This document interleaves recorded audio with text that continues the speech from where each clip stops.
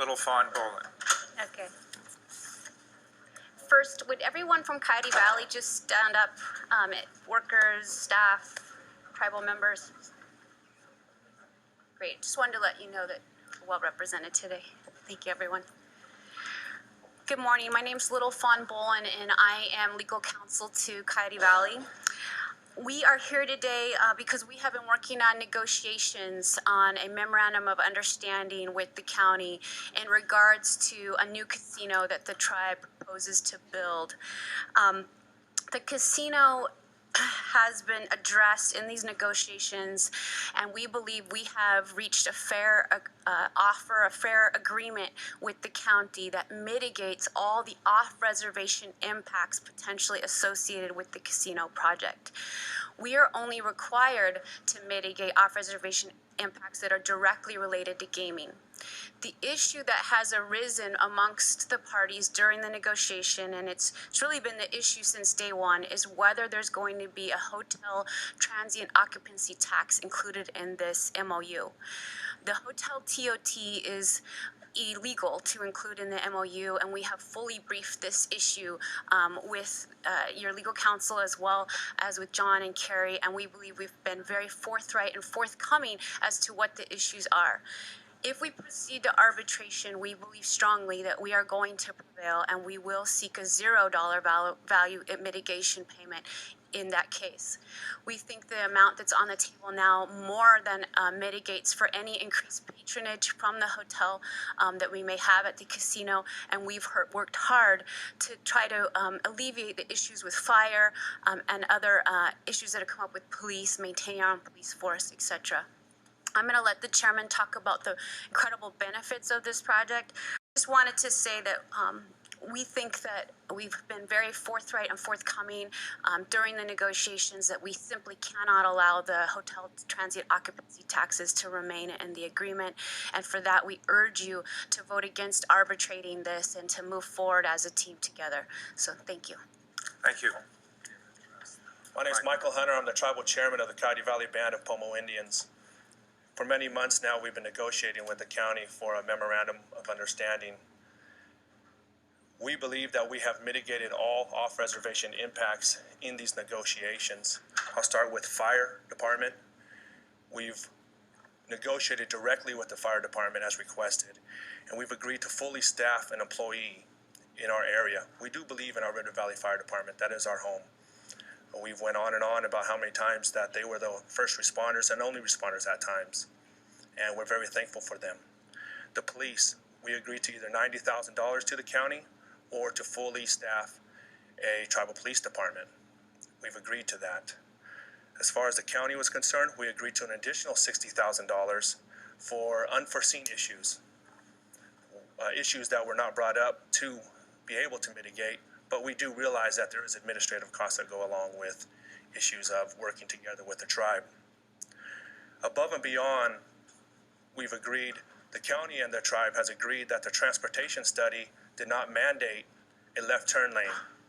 But Carrie, myself, fire department, we also agree that it could be an issue, just like many other businesses have in this area. And we've agreed to go above and beyond to put in a left turn lane that will cost us over $700,000. There is no business that has come to you guys or anybody and says, we will take care of our own water. We will take care of our own waste.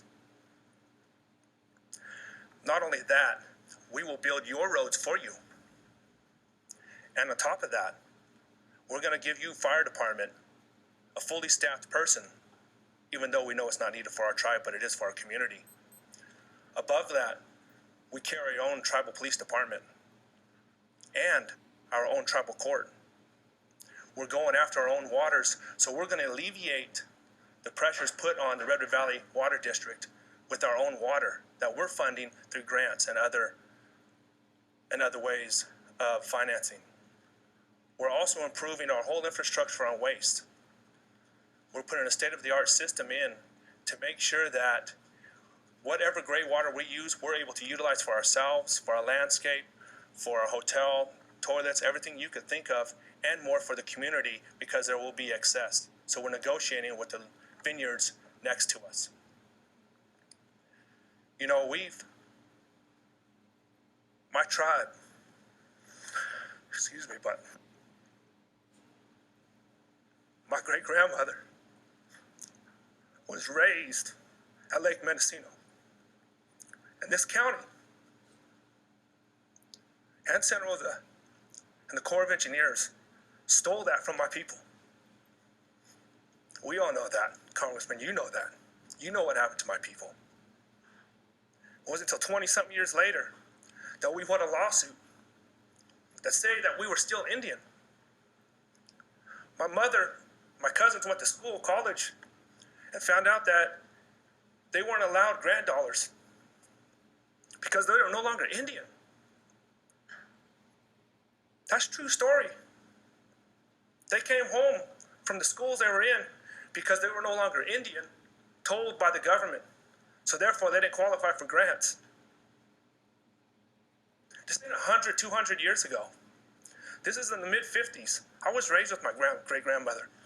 My sister here, my cousins here, were raised by our great-grandmother. Not somebody that didn't exist, but by our great-grandmother. Our grandmothers, our mothers. My mother lived on that reservation and was removed in modern time. We're not coming asking for anything from the county. My people have been put on a moratorium from the water district because of issues they've had. Therefore, we've only able to build 30 homes because of our water issues. But that was never addressed by anybody. Nobody came to help support us and open up that moratorium for our people. Yet over 30 years, our population has doubled.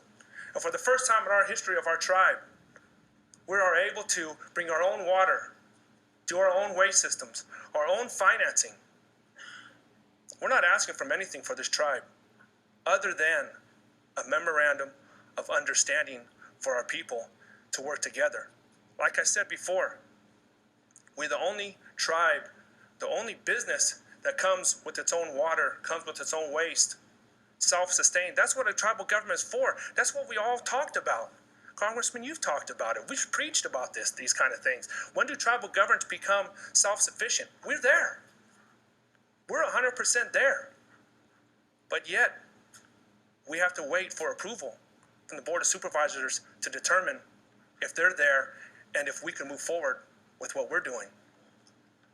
Think about that for a second. We're ready to pull the trigger now. Right now, 100%. And it all depends, one more time, on the county. I ask you to be on the right side of history this time. Our predecessors and the other county board of supervisors, Santa Rosa, and the Corps of Engineers were not on the right side of history. Our history. Carrie, you're friends with my mother. You've seen what my family's come through, how far they've come. You're a young man, Dan. I think I'm a young man too. But that doesn't mean the history isn't real. And you're looking at it. We are products of our history. We really are. But for the first time, my tribe is able to become self-sufficient. I'm not sure anybody could ever offer that. But we are. And on top of that, we're willing to fully staff a fire department. We're willing to fully staff a tribal police department. We're willing to have our own tribal courts and pay for it ourselves. We're willing to put in a left lane to mitigate transportation issues that we know aren't mandated, but yet as a good neighbor, we are willing to do that. All we ask for you to do is be a good neighbor to us and understand that we are prepared to move forward, and it's all based on you. So I urge you for a yes vote on our MOU. Thank you. Thank you.